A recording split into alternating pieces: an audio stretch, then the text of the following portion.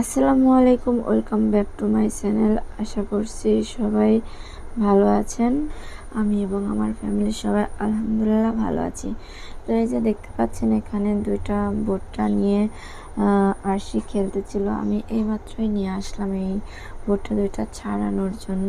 তো আমি এক হাতে মোবাইল নিয়েছি ভিডিও করার জন্য, তো অন্য হাত দিয়ে এক হাত দিয়ে তো আসলে এটা এড়ানো একটু কষ্টদায়ক হয়ে যায়। এই জন্য আফিফার বাবাকে বললাম একটু হেল্প করার জন্য। তো আমাকে ছাড়িয়ে দিচ্ছে। দেখতে পাচ্ছেন যে ও অনেক দ্রুত ছাড়াতে পারে, আর আমি খুব স্লোলি মাত্র অল্প একটু ছাড়িয়েছি। পরে ও আমাকে এটাও ছাড়িয়ে হেল্প করে দিল। তো এই ভুট্টা ছাড়ানো দেখে আফিফা আরশি তো খুবই খুশি। আরশি তো অলরেডি ভুট্টা নিয়ে খেলা শুরু করে দিয়েছিল, আর আফিফার বাবা ওইটা ছাড়িয়ে আবার আমার থেকে এটা নিয়ে ছাড়িয়ে দিবে। তো ভুট্টাগুলো অবশ্য কয়েকদিন আগে নিয়ে আসছিল, অনেকগুলোই নিয়ে আসছিল। এর আগে ভেজে দিয়েছিলাম একটা, আর আমার ননদকে দিয়েছিলাম দুইটা, আমার ছোট ননদকে দুইটা দিয়েছিলাম। তো এর মধ্যে আর ভাজা হয়নি, তো ভাবলাম আজকে ভেজে দিই। আজকে বলতে এইটা দুই তিন দিন আগেকার ভিডিও, তো ভাবলাম আজকে ভয়েসটা দিয়ে আপনাদের মাঝে একটু শেয়ার করব। এই জন্য আমি ভয়েসটা দিয়ে নিচ্ছি। আর এই যে আফিফার বাবার কিন্তু এরই মধ্যে ভুট্টাটা ছাড়ানো হয়ে যাচ্ছে, আর আরশি তো খুবই দুষ্টুমি করছে এই ভুট্টাগুলো নিয়ে। তো এগুলো আমি আসলে কিভাবে ভাজবো সেটাও আপনাদের সাথে আমি শেয়ার করব।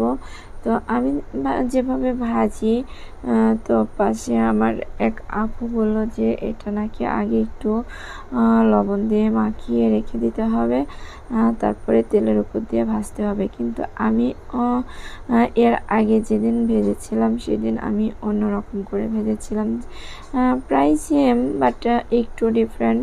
কারণ আমি সেদিন দিয়েছিলাম অল্প একটু তেল দিয়ে, তেলের উপর লবণ দিয়েছিলাম, দিয়ে ভুট্টাটা দিয়ে ভেজে নিয়েছিলাম।